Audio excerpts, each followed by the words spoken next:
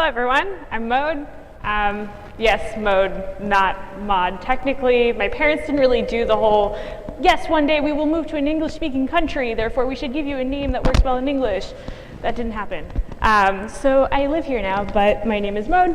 My Twitter handle is QCMode because I'm originally from Quebec, so I'm French-speaking, which is why the name Mode, and all of your questions have now been answered. So I work on performance at Slack. It's a pretty new team. It was formed back around February when we started noticing that some of our largest customers were having some really serious performance issues and reaching out to us and just saying, like, Slack is slow.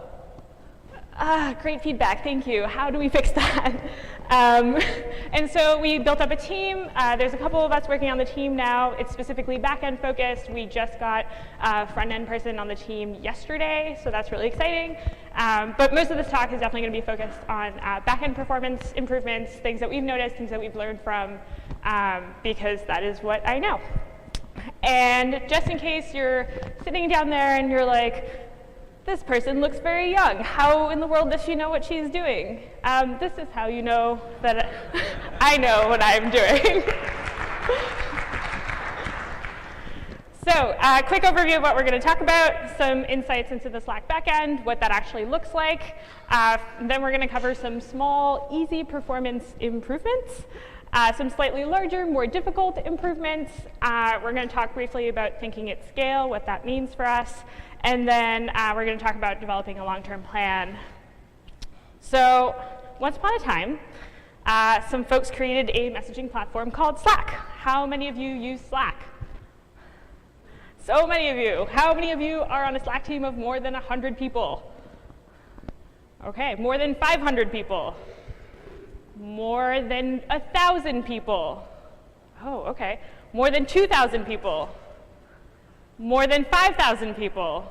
Oh, interesting. 30,000? So that was about the size that we started having some serious issues at, mostly around loading channel memberships. So if everyone's in one channel, that's literally 30,000 people in one channel. It takes a lot of power to load that, and a lot of the times the payloads were just like too huge for the clients to actually even parse them. So that was some of the original things that we started noticing. So these people that created this thing called Slack, you may know them from Flickr, which was also written in PHP. You may know them from Glitch. They wrote a game. It did not turn out so well. And then they were like, let's make this messaging platform. It'll be great. What do we know how to write? PHP. And so it's actually really interesting because a lot of the people that I talk to, they're like, oh, Slack is so new. It's this like newfangled thing. It's really exciting. Like, do you have some like Go microservices? And I'm like, no, we don't have that. What is it written on like Rails or something? No, it's not. Nope.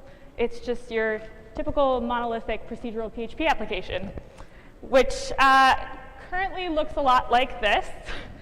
So this is our monorepo. I put here that we also have a message server that deals with sending all the messages in real time. That's written in Java. And we do have an edge cache that's written in Go. But primarily, all of our backend is in PHP, moving towards Hack. We're running entirely on HHVM now. And some of the client code is also in there. But this is pretty much where we're at today.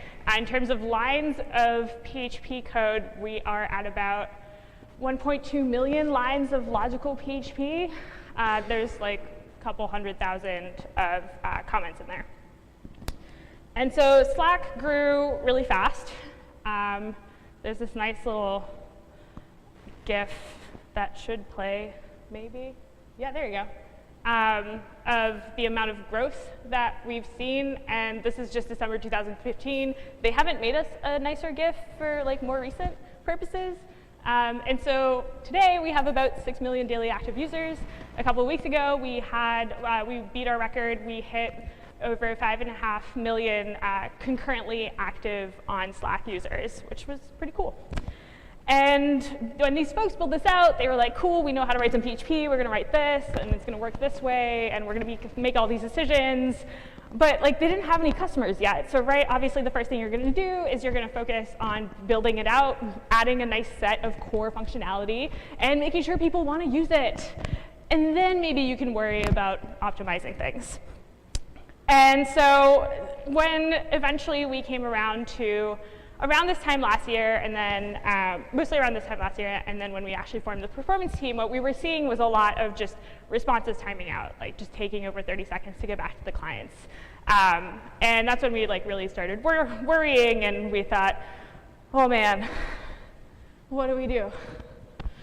And so when we formed up the team, we started looking at some of the core problems we were seeing, and tried to kind of narrow down in a couple easy steps what we could start telling our feature teams to work on when they were building out new features. So start thinking about this from the very beginning and build it into your process instead of having us go back and rewrite your code with you, which is obviously not ideal and wastes kind of everyone's time. And so that's where the idea of premature optimizations come from. I know it's clickbaity, and premature is by definition premature. My husband gave me a whole lecture about this, so I know the title is clickbaity.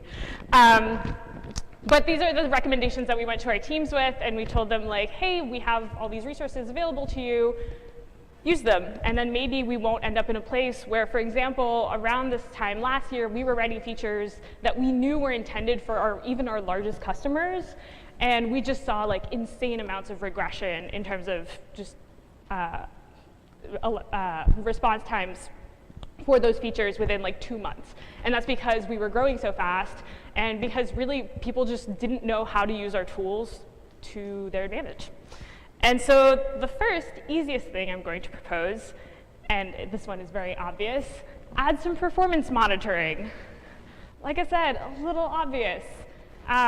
Track whatever the existing performance of a code path is, or track the performance of a new code path if you're adding a new feature.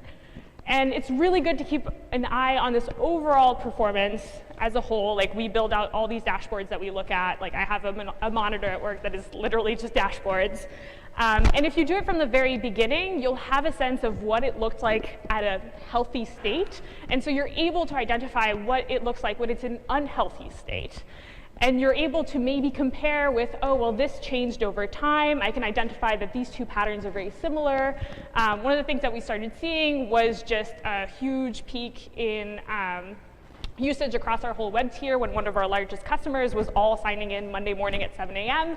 And so we knew that literally the rest of Slack was feeling this one company signing in. And that's when we were able to go in and make some improvements. So if you don't know what's going on with your own system, then you don't know what to fix, and you're in a really bad place for making performance better overall. So add some performance monitoring. So I'm going to make a really big assumption here, and I'm going to assume that you have access to a system that you can consume data later and aggregate it and do whatever you want it to do. Given that assumption, it's usually just 2 steps. You import the library that sends this data over to the aggregation, and you call a function. For us, this is plus or minus what we end up doing. So doing an expensive thing. If we're doing lots of data, start, end time, literally just send to statsd, which for us sends to Graphite, and then we look at all of it in Grafana. So really simple. Doesn't take that much overhead in terms of developer time, and saves you a lot of work later. So for us, one of the problems that we started noticing was there was this feature we introduced back in about February of last year to some of our enterprise-grade customers, where users could request a new workspace. And that was really simple, right? You just go onto this page, you type in what you think the name of this team should be, you say a little quick description of I want to use this team for this, I think we need it for this reason, and then it gets sent to an admin, and they get a message from Slackbot saying, hey, this person wants a new team. And eventually, and there's some message buttons, and you click on the message button to either accept or deny that request. And we started getting feedback from this customer that it was taking longer and longer for the response on those message buttons to come back. And so that's when our team's ears perked up, and we thought, OK, this is definitely something that we should be looking at. But the problem was we didn't have any initial monitoring of the performance of that feature. So that was our first step. We went in, added some monitoring to make sure that we had a good At that point, it wasn't really a good baseline because we knew it was already experiencing some issues, but thankfully it hadn't reached the terminal state of it was just timing out like completely. And so we had some leverage where we could kind of figure out where it was going wrong. And so what we started noticing was that the response times were literally proportionally related to the number of teams that already existed for that company. So this was an easy, just like look at these two graphs, oh wow, okay, this is a very clear relationship. But then we actually had to dig through the code and figure out what was happening. Turns out when you're reusing a lot of code that just kind of sits there in your code base and you assume that it does the thing that it needs to do, you don't necessarily think about how maybe it's doing something really expensive under the hood. And with a really fast-growing code base like we have, this kind of happens all the time. And so we made a few quick changes, and it basically turned into this, where now there is no relationship to the number of teams on this enterprise at all, and things are just dandy. So, in a nutshell, storing lots of data can be really expensive. We thankfully have a lot of money that we throw at Graphite and Grafana to be able to just have all of this data available to us for a good amount of time. That said, we don't have data back more than 2 weeks. So if we're looking at something from a month ago, no luck. You'll have to go to the data warehouse for that. But thankfully, we do have all these graphs that are storing a whole bunch of stuff for us all the time. And then knowing what to monitor specifically can be really tough. You can monitor, say, the response time for an entire request that does a specific thing. You can also monitor specifically certain parts of it. It's really helpful once you have that really broad scope to then narrow down to try to figure out where the issue is, unless you have a really blatantly obvious relationship like we had with the teams to response time. Pros, you're better off having more performance data than not enough. And also, it's really easy to set up a learning in the background if you're using the right third-party system like we are. We just have alerts that pop into some of our channels that say hey, this thing went up a weird amount. Maybe someone should look into that. And then we just trace it back to the time of the deploy, trace it back to the pull requests that went out with that deploy, and then we're able to figure out what happened. Next, really simple, basic thing.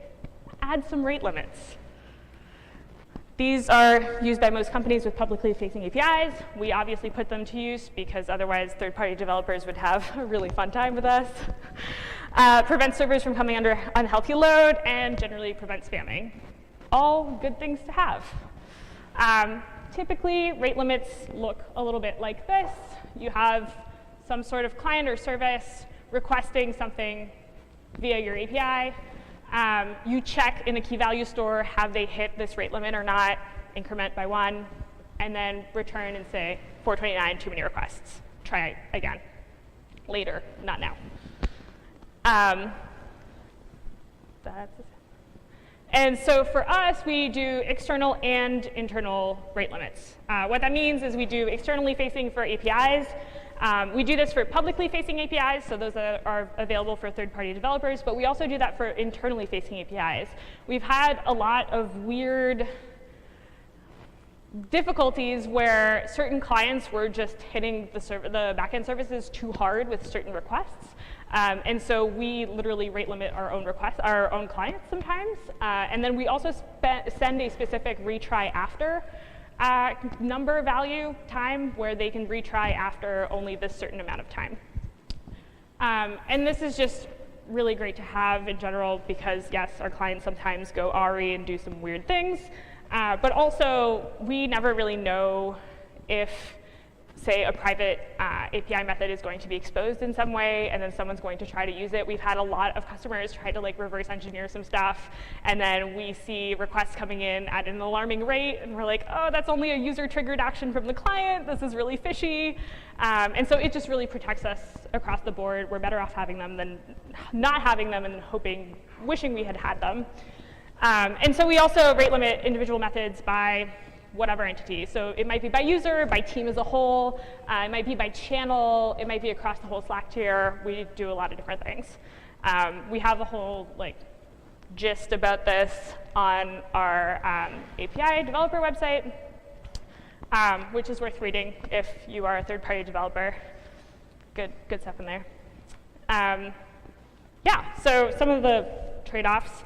Cons, picking the right number is really, really hard. We run into this problem all the time where someone will be writing a new feature. It requires a front-end component where this button triggers the certain API call on the back end, and the back-end developer comes to our team and says, I don't know what to put as the rate limit. And we're like, OK, well, let's talk through the problem. And so we look at existing rate limits that we have, what they're set at, why they're set that way.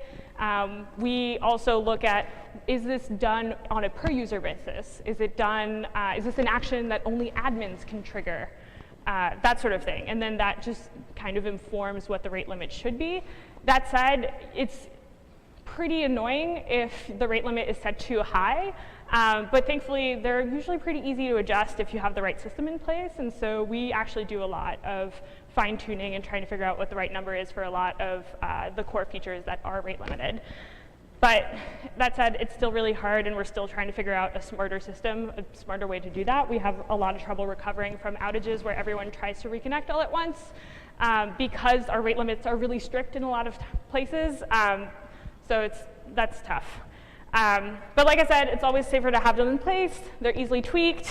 And it's so much easier to opt these people into rate limits from the very beginning than trying to have the developer relations team try to figure out how to get people into accepting this new system of rate limits later. That whole process for us, whenever we change something, takes about 18 months. It's a really, really long time. And if you're hurting now, like your servers are on fire now, you need to be able to put those in and enforce those. Other really simple thing to do, pagination. It's surprising how little of it we actually do. Just like you wouldn't try to pack a whole shipment of apples into a small car, you'd probably opt for an 18-wheeler for that. Also, you would not opt for an 18-wheeler plus an extra trailer. There's no good trailer emoji, so I used a bathtub here. I hope that that conveys the same sentiment. You wouldn't try to haul too much. You want a reasonable amount within a reasonable amount of time. But yeah, a tractor trailer with a trailer behind it, that's just way too much. And that's dangerous for the roads, people driving on the roads. Same exact metaphor applies to code. How great is that? So super simple example. In practice, we don't do nearly enough of this of, hey, we're promising you only a certain amount of the stuff that you're actually going to request. And one of the places that we do actually do that is some of our list APIs. This did take us a really long time to get there, though. Because we weren't doing this from the very start, we had to have really good communications around when we were starting to enforce these limits. And so that took the DevRel team like a really long time to figure out. So definitely recommend doing this from the very beginning. Even internally, if one function calls into another and you're assuming that it'll return possibly everything under the sun, that is a horrible assumption to be making. You could be running out of memory at some point during that process. And with how PHP allocates memory sometimes, it's an interesting game to play. I've had to debug many, many of those. So yeah, trust me, it gets interesting. So trade-offs for this one. Picking the right number is also really hard. You want to make sure that it's enough that you won't have third-party users requesting over and over and over again and then potentially hitting the rate limits.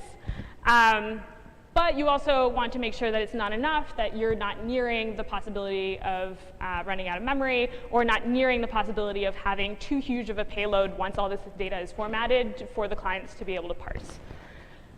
And yeah, clients may need to make multiple calls to get full lists. But honestly, if you have, like I said, the right rate limits in place, it's a trade-off that you have to make.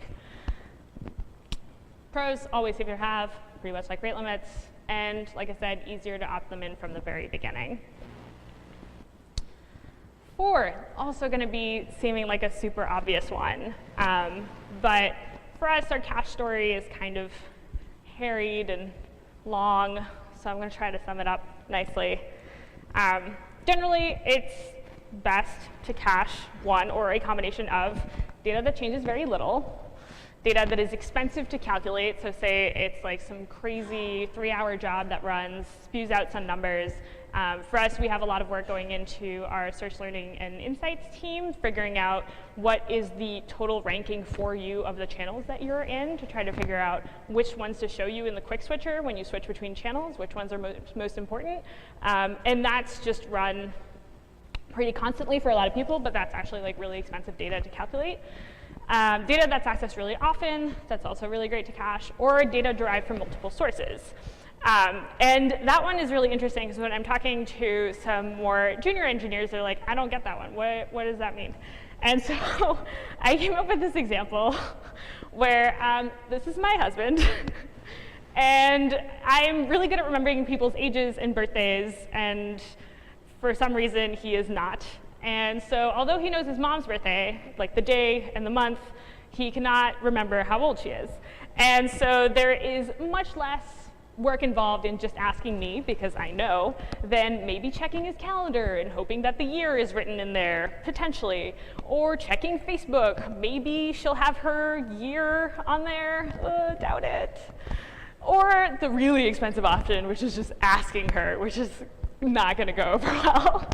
So this is a pretty good example of why I am a great cache. So in practice, there's a couple different ways to cache. You can cache locally on your actual web servers. You can cache in a distributed tier that's remote, not on your servers. And then eventually, worst case scenario, you have to hit the database.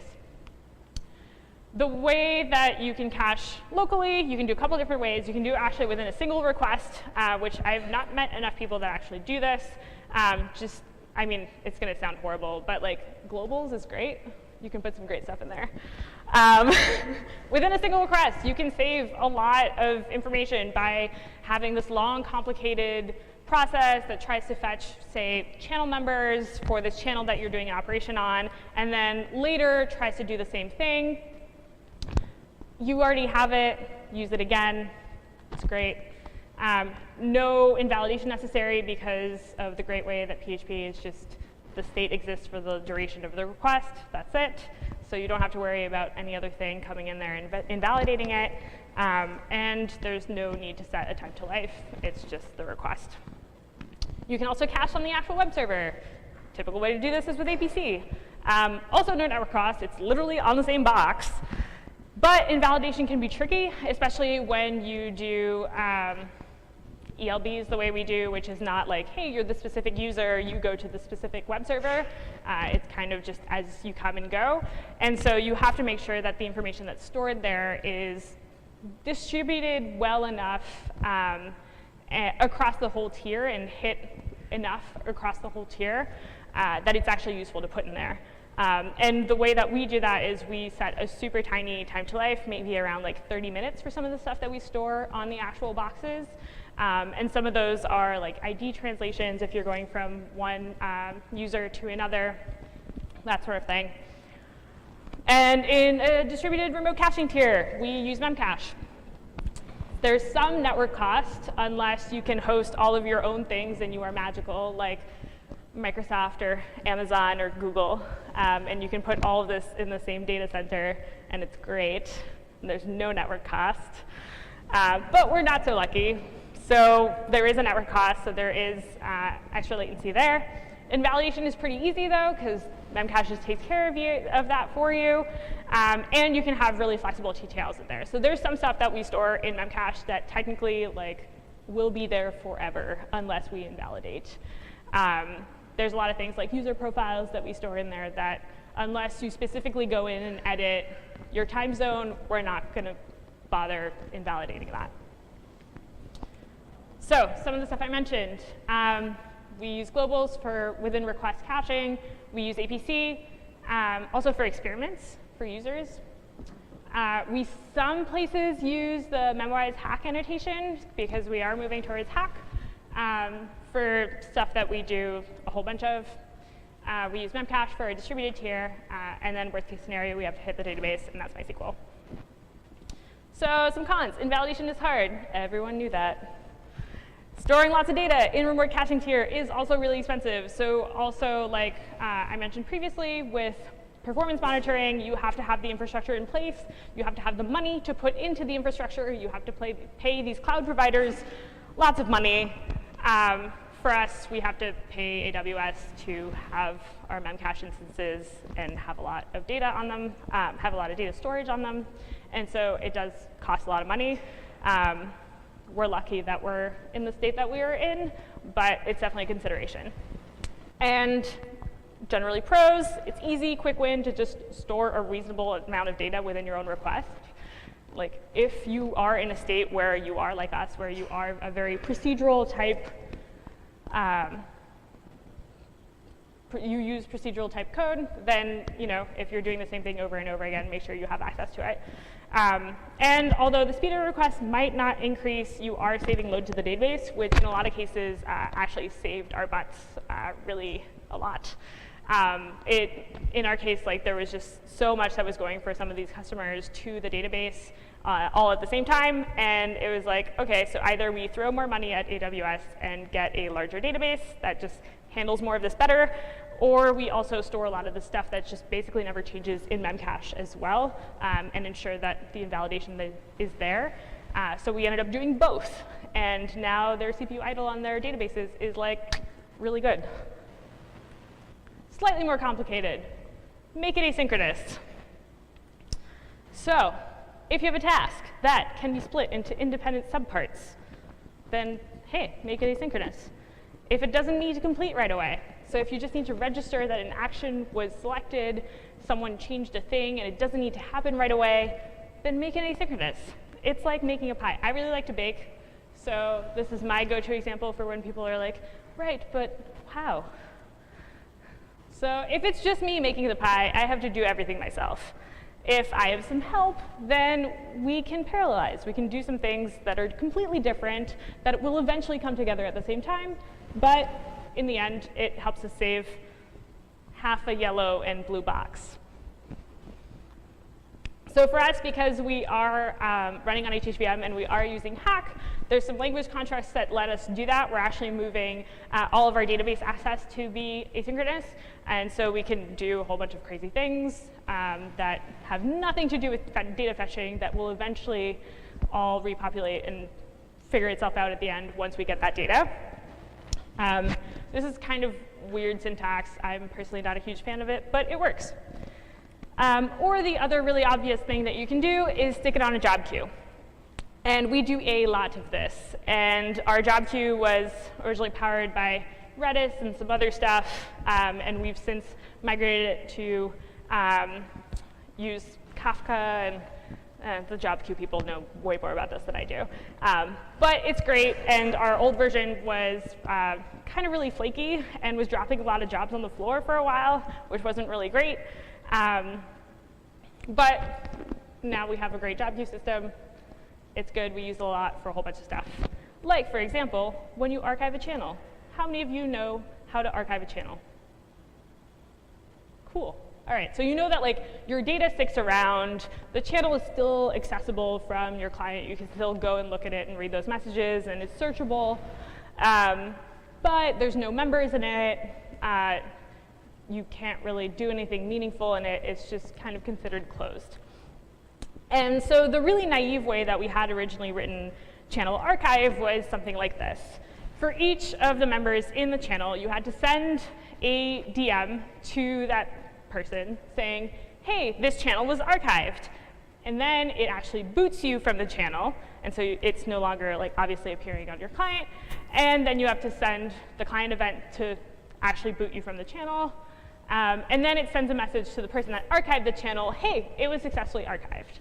And in an ideal world, this works great. You click a button, it goes through the 20 people in your channel, and it responds back and says, hey, this was done.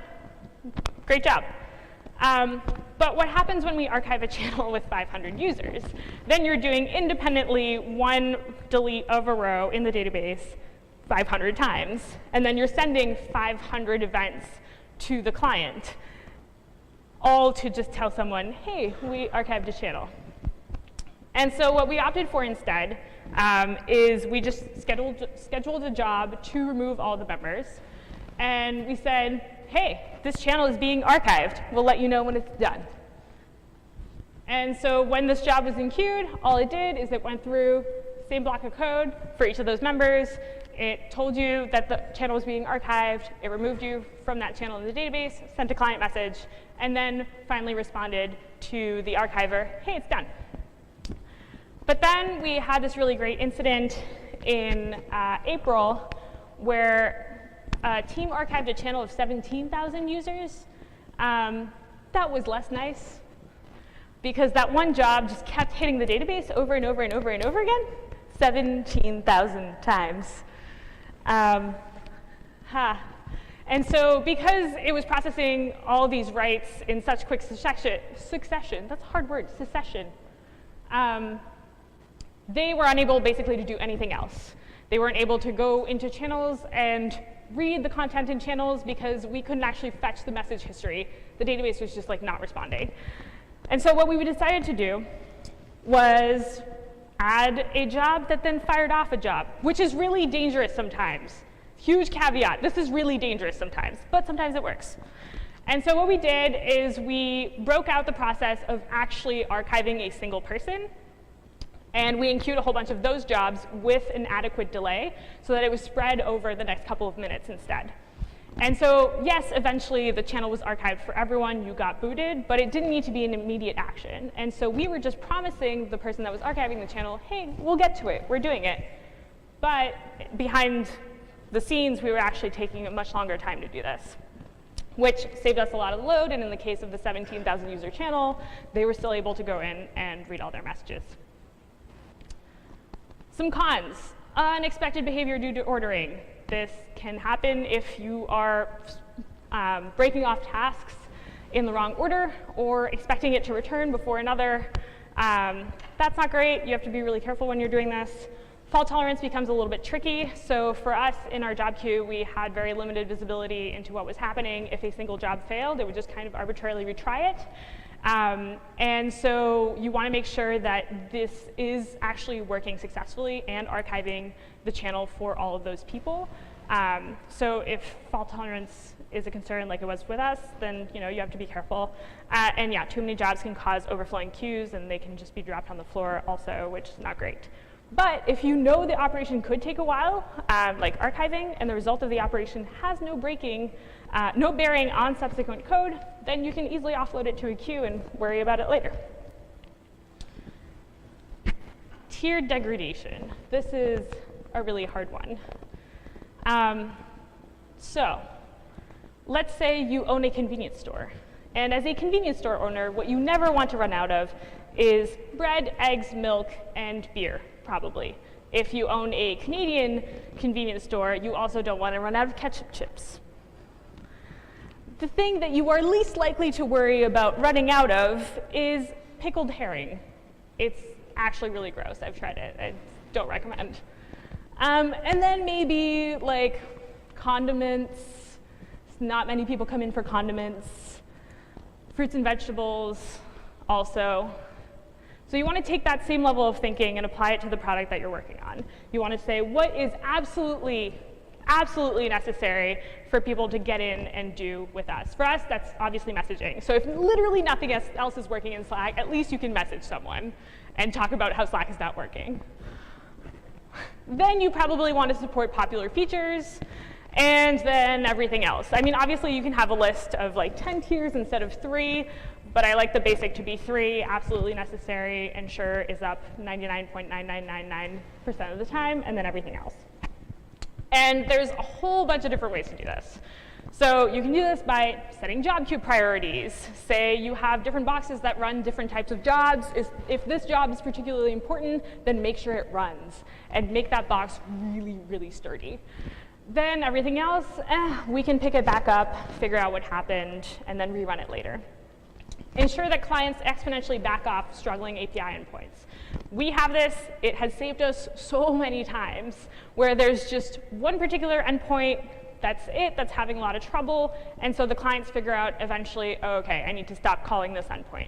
And so sure, okay, that maybe means that like you can't star a channel anymore, or you can't star a message for a little while, but chances are we know that it's broken, and so we're probably fixing it. But the clients, thankfully, aren't making the situation much worse and aggravating the rest of the tier by continuing to make this request. Using internal rate limits, so we don't enqueue more jobs than we intend to enqueue within a certain amount of time. We add that on top of delays between our jobs.